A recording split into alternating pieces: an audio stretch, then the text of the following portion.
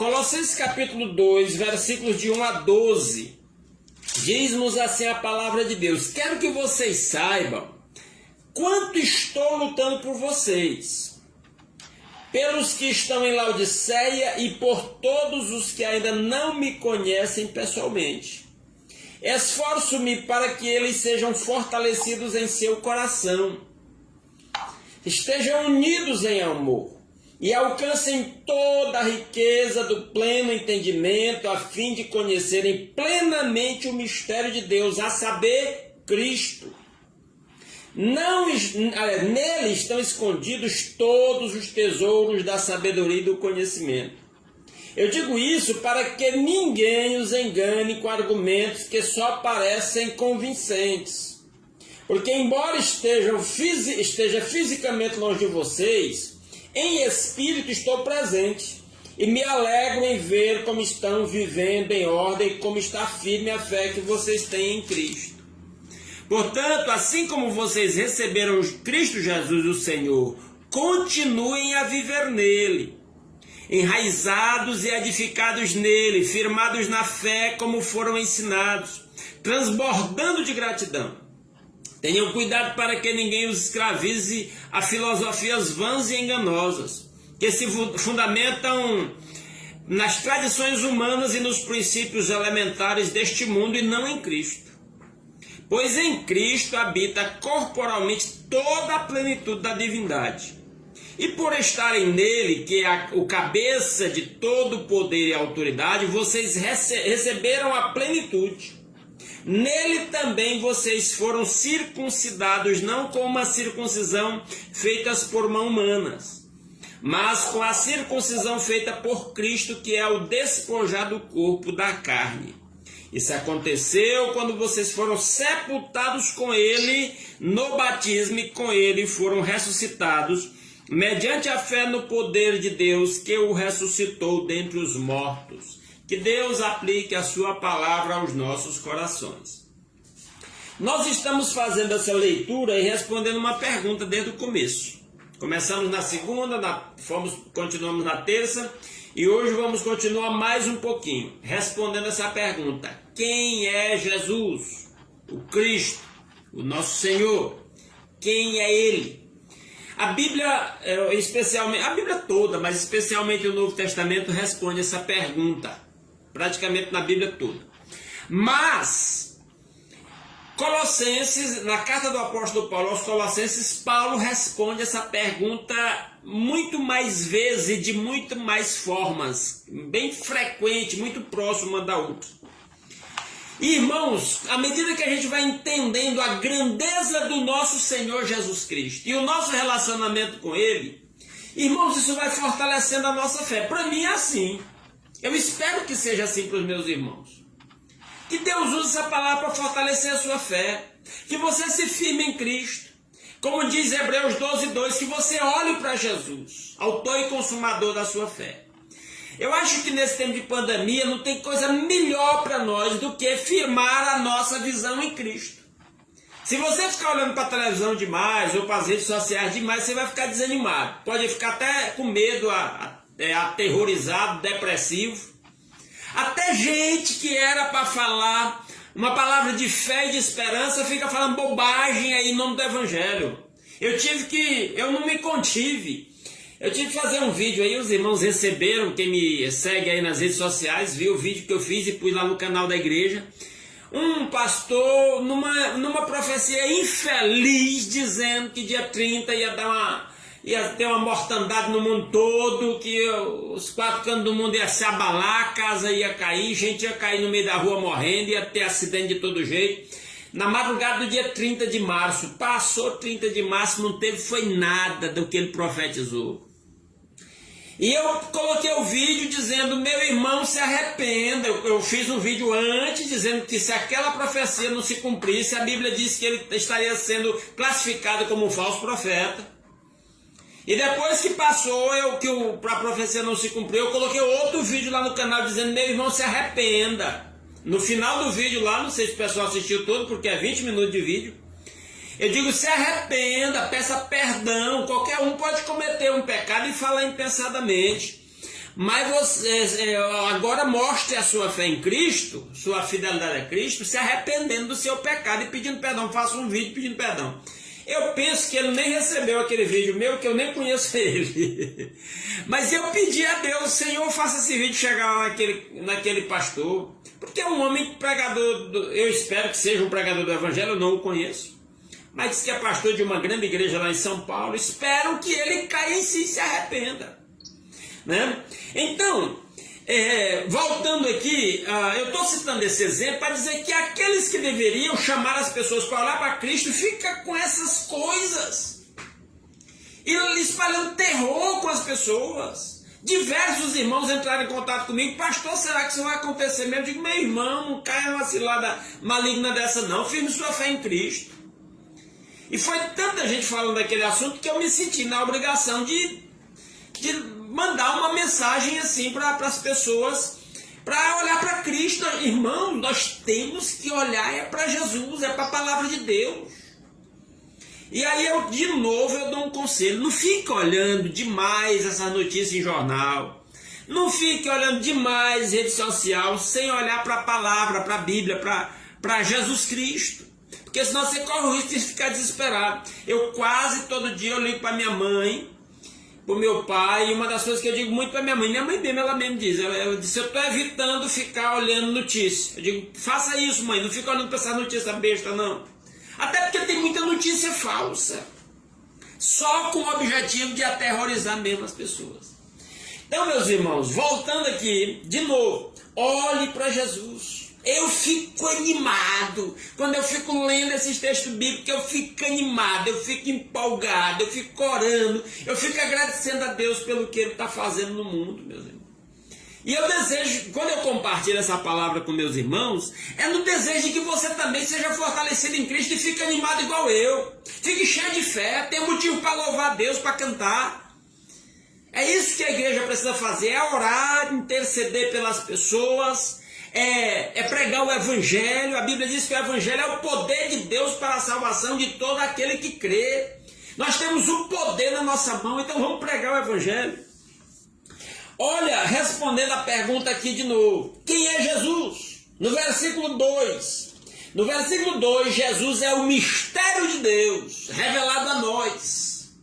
Olhe para Jesus que você olha para o mistério de Deus. Verso 2. Esforço-me para que eles sejam fortalecidos em seu coração, estejam unidos em amor. Está falando dos crentes lá de Colossos. Estejam unidos em amor e alcancem toda a riqueza do pleno entendimento, a fim de conhecerem plenamente o mistério de Deus, a saber, Cristo. Paulo diz que essa é uma riqueza que nós podemos receber, que é o entendimento do mistério de Deus, que é Cristo. Como nós lemos no capítulo anterior, tudo gira em torno dele, tudo é para ele, tudo é para a glória dele, ele permeia tudo no universo, nele habita a plenitude da divindade, irmãos. Então, por isso que eu estou dizendo, olhe para Cristo, olhe para o Cristo revelado nas Escrituras. Isso é suficiente, irmãos. Eu vou dizer uma coisa para os irmãos.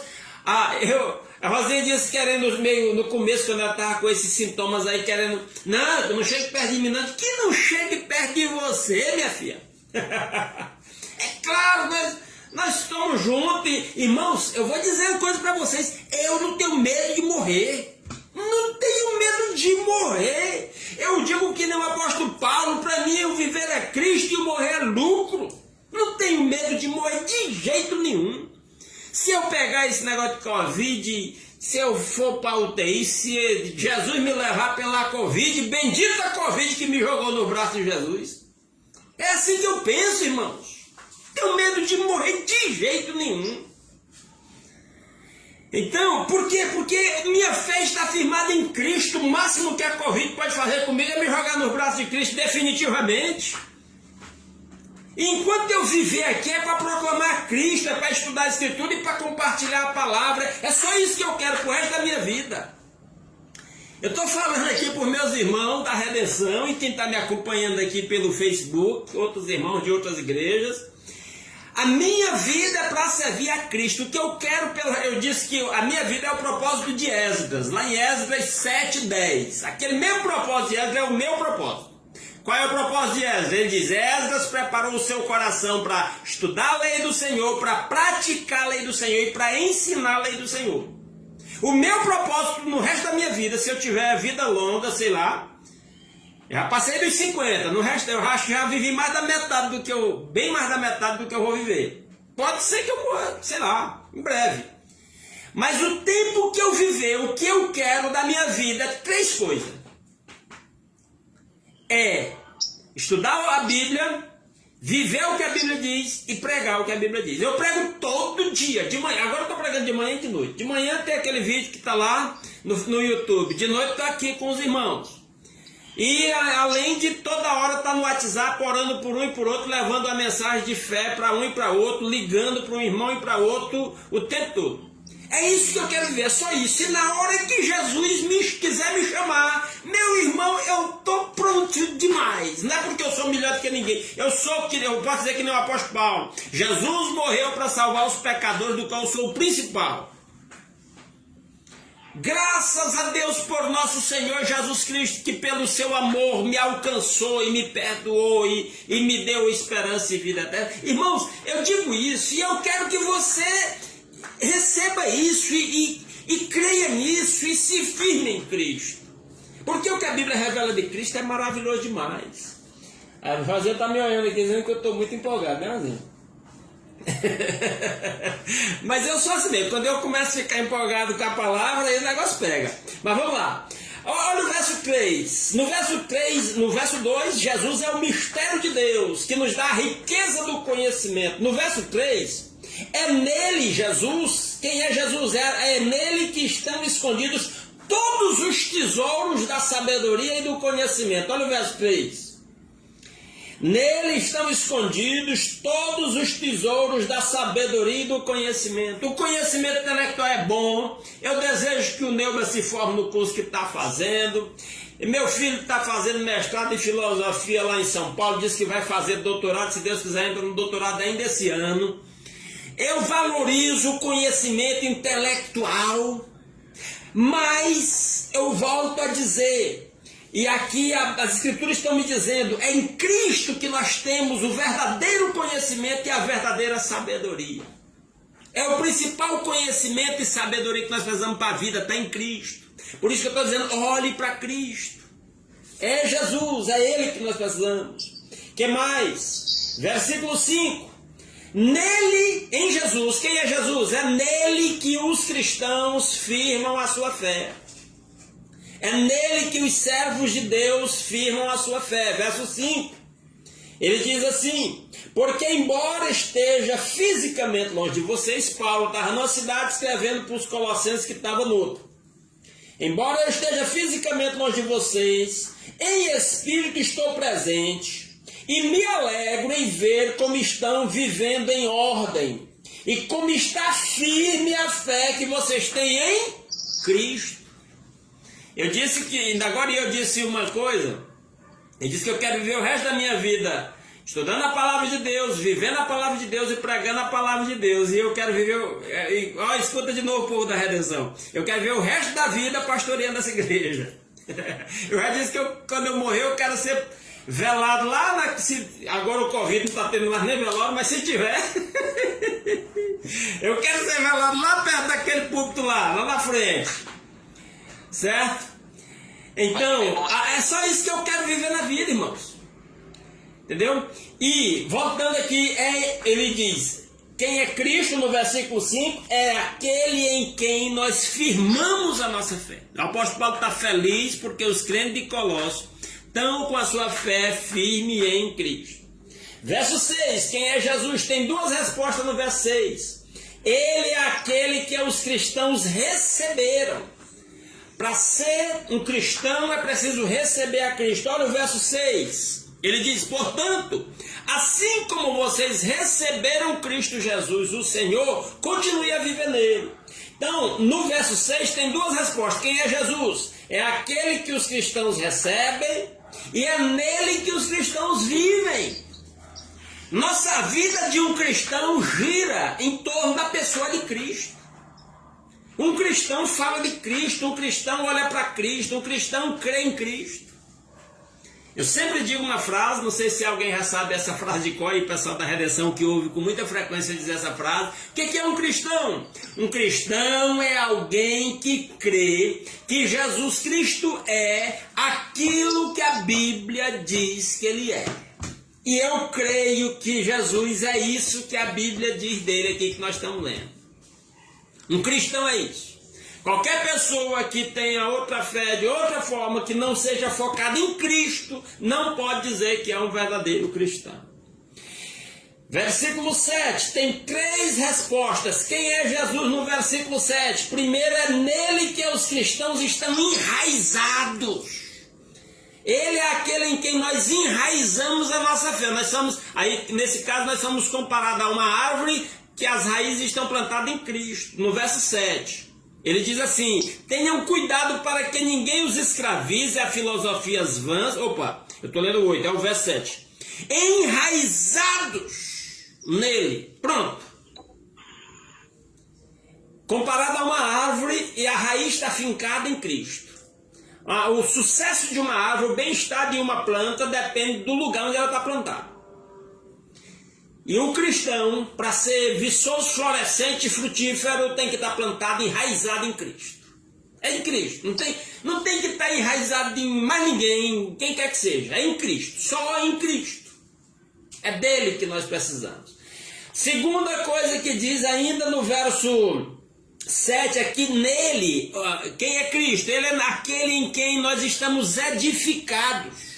Ele é a estrutura da construção. Ele é o alicerce da construção. Nonato está aí que é um verdadeiro construtor. Ele sabe o quanto o alicerce é importante.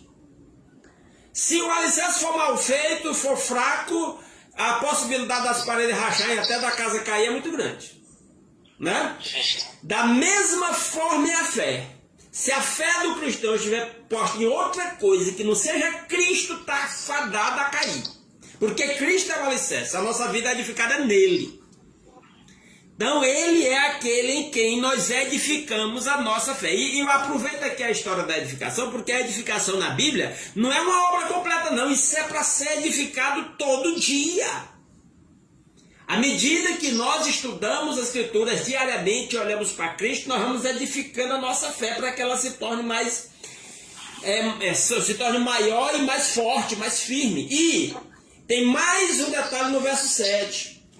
É nele quem é Cristo, quem é Jesus Cristo. Ele é aquele em quem nós transbordamos de gratidão. Eu lembro de uma frase que eu li numa virada de ano já faz alguns anos. Um irmão colocou para outro no Facebook a seguinte mensagem muito bonita. A mensagem dizia assim: meu irmão, eu desejo que no ano que vem você tenha mais motivo para agradecer a Deus do que nesse ano. Eu achei bonita a mensagem que o irmão desejou para o outro. A colocação. Hã? A colocação foi bonita. Mas faltou uma coisa. Eu não vou nunca na minha vida ter um motivo maior de gratidão a Deus do que por Jesus Cristo e pelo que Ele já fez por mim. Nunca vou ter. Não tem ano bom que venha pela frente que vai melhorar, me trazer uma coisa melhor do que a minha fé em Cristo, meus irmãos. Porque aqui está dizendo que é nele que a nossa fé transborda. Olha o verso 7. Enraizados e edificados nele, firmados na fé, como foram ensinados, transbordando de gratidão. Pessoal da Redenção, pessoal lá da Igreja Batista em Coelho Neto, deixa eu ver se tem alguém de Coelho Neto aqui, eu não estou vendo, parece que não, no Facebook, mas os meus irmãos sabem o tanto que eu falo no tema da gratidão. Eu digo que tem há um vício que a Bíblia fala, que é pior do que cigarro, pior do que cachaça, pior do que cocaína, maconha e qualquer outra droga. Tem um vício pior. Segundo a Bíblia, se chama murmuração ou reclamação. E sabe por que é pior? É porque é um vício mortal e porque não é visto como vício. Muita gente acha normal. Aí se a pessoa não vê como vício, aí pratica mesmo de boa. Se você está duvidando do que eu estou lhe dizendo, pode ler 1 Coríntios 10:10. Lá diz que milhares de pessoas morreram no deserto entre o Egito e Canaã. Não foi por outra coisa, por um pecado chamado murmuração. O anjo da morte passou matando o povo porque estava reclamando demais. E eu vou lhe dizer uma coisa, toda vez que eu falo nesse assunto eu falo isso. Tem muita gente morrendo hoje por um problema chamado reclamação, que vive de reclamar. As pessoas que mais reclamam da vida são as que mais sofrem, que mais encurtam a vida. Então, em Cristo, no verso 7, é nele que nós transbordamos de gratidão. Nós temos motivo demais para agradecer, mas vamos continuar para terminar.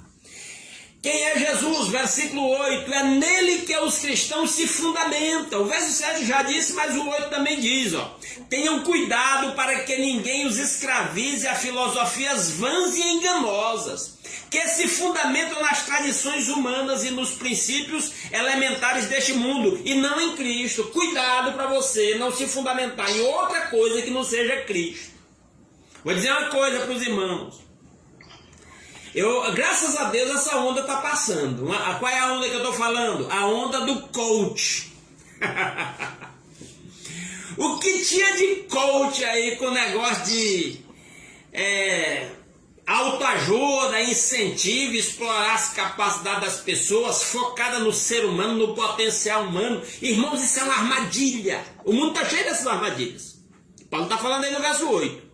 Ele fala de vãs filosofias enganosas, tradições humanas, princípios elementares deste mundo, todas essas coisas. Olha, eu respeito quem tem curso de psicologia, mas cuidado para não cair na armadilha das psicologias humanas, porque a maioria delas são contra a Bíblia. A maioria das psicologias humanas são contra as Escrituras. Eu tenho colegas, pastores e irmãos em Cristo, psicólogos, e eu os respeito. Já houve ocasião em que eu ajudei irmãos, os conduzindo a psicólogo, a tratamento psicológico, mas eu volto a bater nessa tecla. Cuidado, porque muita coisa da psicologia, especialmente de quem não tem temor de Deus, não é contra a palavra de Deus. Cuidado. É um negócio agora de dar nome de síndrome disso, síndrome daquilo, para aquilo que é pecado. Chamando o pecado por um nome científico bonito aí. Totalmente atentando contra as coisas de Deus. Está aí nesse verso 8, tudo isso. O crente não se firma nessas coisas não. O crente se firma em quê? Em Cristo. É em Cristo. O psicólogo cristão que se firmar em Cristo, ele abençoa a vida de outro ser humano muito mais do que o psicólogo que não é cristão e que não se firma em Cristo, que vai só pelas filosofias humanistas do Freud e não sei quem mais aí. Cuidado com essas armadilhas, ele está nos alertando. Quem é Jesus? Vamos responder no versículo 9. É aquele em quem habita em seu corpo toda a plenitude da divindade. Verso 9. Pois em Cristo habita corporalmente toda a plenitude da divindade. Jesus não tinha uma célula, um pensamento, uma palavra, uma ação que não fosse 100% dominada pelo Espírito de Deus. Nós servimos muito a Deus, mas ainda temos muita coisa enquanto nesse mundo e nesse corpo que nós fazemos fora do domínio do Espírito de Deus em muitos casos. Mas Jesus não, ele está dizendo, nele habita, no corpo dele, 100% da plenitude da divindade. E a Bíblia nos ensina que à medida que nós firmamos nossa fé em Cristo, nós mesmos vamos experimentando essa plenitude da divindade em nossas vidas, porque nós servimos a Cristo. A Bíblia diz isso. Olha o verso 11. Verso 11. Quem é Jesus no verso 11? Ele é aquele por quem somos circuncidados. Você sabia que você é circuncidado? E vou dizer uma coisa. Lá no Velho Testamento só era circuncidado os homens. Mas no Novo Testamento, homem e mulher, tudo circuncidado. A Aí como é que faz a circuncisão da mulher? Porque a circuncisão lá no Velho Testamento era cortar a pele do órgão sexual do homem. Na ponta do órgão sexual cortava aquela pelezinha que cobre a ponta do órgão sexual do homem. Aí aqui está dizendo no verso 11 que Jesus nos circuncida. E aí isso aqui vale para homem e para mulher. Por quê? Porque é a circuncisão espiritual, é tirar a nossa imundícia do nosso pecado da carne. Isso vale para todo mundo. É Jesus quem tira isso em nós. Então quem é Jesus? Ele é aquele por quem somos circuncidados. Verso 11. Nele também vocês foram circuncidados. Não com uma circuncisão feita por mãos humanas, como era feito com os judeus, mas com a circuncisão feita por Cristo, que é o despojar do corpo da carne. É tirar a nossa inclinação carnal. Quem faz isso em nós é Cristo, à medida que nós nos firmamos nele. Então ele nos circuncida espiritualmente. E aí vai para homem e para mulher. Certo? Ele fez com Nicodemos, né, pastor? Isso. Fez com Nicodemos e faz cada um de nós. Cada pessoa que se entrega a Cristo, ele vai circuncidando. E finalmente, versículo 12, quem é Jesus? Tem duas respostas no verso 12. Primeiro, ele é aquele com quem os cristãos são sepultados no batismo. Você sabia? Eu espero que você já seja um defunto sepultado, irmão. Você, irmão do Facebook, que está me acompanhando aí no Facebook, eu espero que você já seja um defunto sepultado. Como assim? Que você tenha morrido para o pecado e tenha sepultado sua inclinação pecaminosa lá no batismo. Está lá em Romanos 6, versos 3 e 4. Depois você lê. Se quiser ler agora, pode ler. Romanos 6, versos 3 e 4 fala disso com mais detalhe. Mas aqui no verso 12 ele diz assim, ó. E isso aconteceu quando vocês foram sepultados com ele no batismo. O batismo representa o sepultamento do passado do crente. O crente, quando vivia no pecado, estava lá no pecado. Aí ele morreu para o pecado quando ele entregou a vida dele a Jesus. Então ele foi sepultado como? No batismo. E com isso ele se identificou com Cristo. Jesus morreu e foi sepultado. E o crente que morreu para o mundo também do pecado, foi sepultado no batismo. Então eu espero que você, meus irmãos, que está no Meet, que está no Facebook, você seja um defunto sepultado para o mundo, para o pecado. Tá certo? E finalmente, quem é Jesus? Ele é aquele por quem somos ressuscitados. É interessante isso. Olha o verso 12 de novo. E com ele vocês foram ressuscitados mediante a fé no poder de Deus, que o ressuscitou dentre os mortos.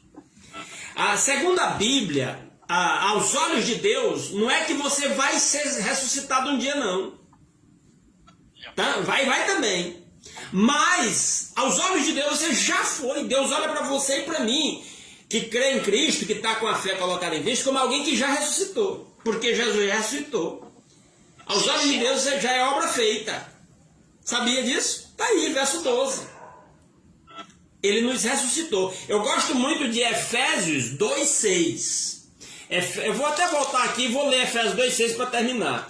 Em Efésios 2,6 ele diz assim: Deus nos ressuscitou com Cristo e com ele nos fez assentar nas regiões celestiais em Cristo Jesus. Irmãos, é por isso que eu não tenho medo de morrer. Porque eu já ressuscitei com Cristo. E mais, vocês estão me vendo aqui sentado nessa cadeira na sala da minha casa? É só o corpo. Espiritualmente, onde é que eu estou sentado? Você sabe? Lendo Efésios 2,6. Onde é que eu estou sentado? Eu estou sentado nas regiões celestiais com Cristo Jesus. Jesus está à direita de Deus, eu também estou com Ele. Porque eu creio nele. E eu quero que você também creia nisso. Saiba disso. Eu espero que seu corpo esteja sentado bem onde você está. Mas que seu espírito esteja sentado com Cristo nas regiões celestiais. Ressuscitado, irmão. Como é que pode um crente ter medo de morrer? Aí, tá vendo como é que eu não entendo isso? E eu entendo. Eu digo que eu não entendo, mas eu entendo. Eu entendo. E eu oro, meu irmão, eu oro para você também entender o que eu estou entendendo e o que eu estou falando. E que sua fé esteja depositada em Cristo. E quando eu leio um texto como esse aí, não tem como eu não me empolgar, não.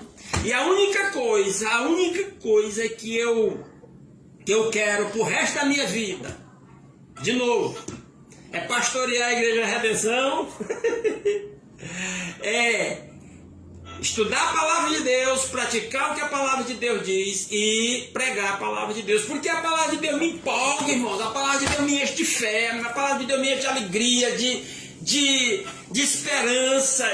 É isso, eu quero isso por meus irmãos, eu compartilho isso com vocês, eu quero vocês assim, feliz, cheio do Espírito Santo, alegre, olhando para essa doença com confiança. Hoje de manhã, no vídeo que está lá no YouTube, eu até sugiro que quem não assistiu, assista, está lá no canal da Igreja Redenção, o vídeo que eu coloquei lá hoje de manhã, com a pregação.